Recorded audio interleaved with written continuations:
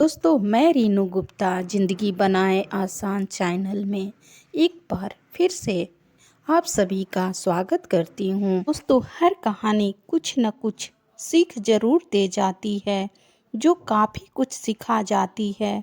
हम भी आशा करते हैं आज की बड़ों की सीख को मानने हिंदी कथा भी आपको बहुत पसंद आएगी। इस कहानी को अपने दोस्तों में ज़रूर शेयर करें। इसी प्रकार की अच्छी जानकारी के लिए हमारे चैनल को सब्सक्राइब करें। नंदनपुर में प्रज्वल नामक एक बढ़ई रहता था। वह बहुत परिश्रमी था, लेकिन फिर भी उसकी गुजर नहीं चलती थी। बड़ी मुश्किल से वह 2 समय का खाना जुटा पाता था। कभी कभी तो वह बेचारा 2 वक्त का खाना भी जुटाने में असफल रहता था। एक दिन उसने सोचा, परदेश जाकर धन कमाया जाए। यहाँ तो जीवन भर बस यूं ही मोहताज बना रहूँगा।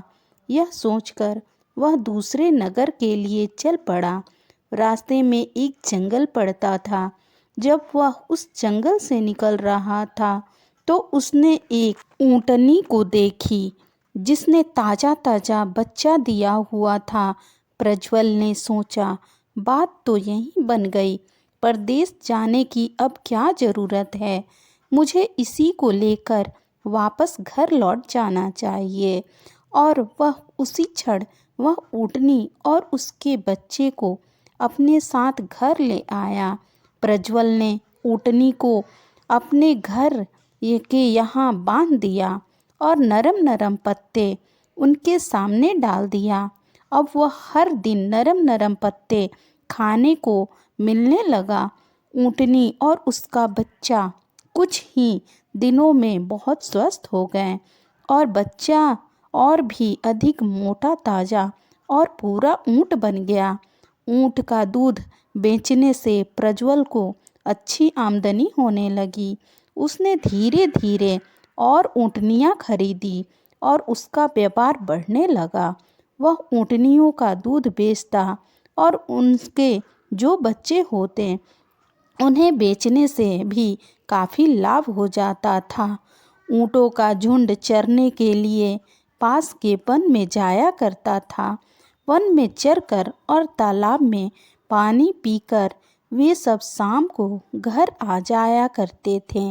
लेकिन जो ऊँट सबसे पहले ऊँटनी का बच्चा था, वह झुंड से अलग अलग ही रहता था। पढ़ाई के अधिक लाड़ प्यार से वह अधिक ही बिगड़ गया था।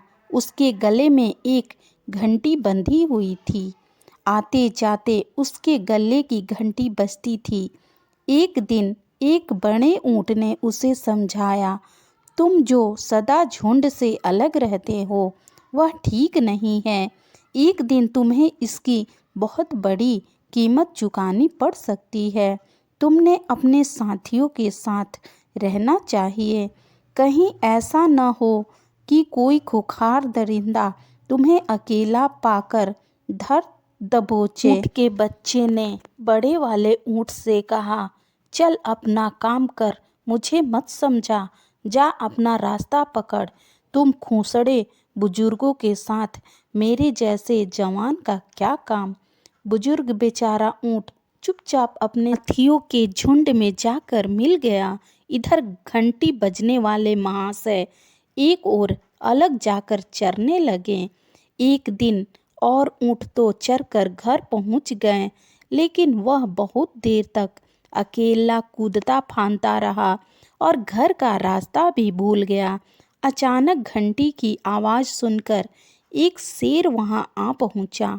ऊँट शेर को देखकर ही डर गया। मन ही मन सोचने लगा, मैंने अपने बुजुर्गों की बात और सीख मानी होती तो आज इस समस्या का सामना नहीं करना पड़ता। मगर अब क्या हो सकता था। सांप के निकल जाने के बाद लकीर पीटने से क्या फायदा। ऊँट सोच ही रहा था कि शेर ने उस पर छलांग लगाई और झपट पड़ा। उस पर बेचारे को सिर्फ कुछ समय में ढेर करके खा गया।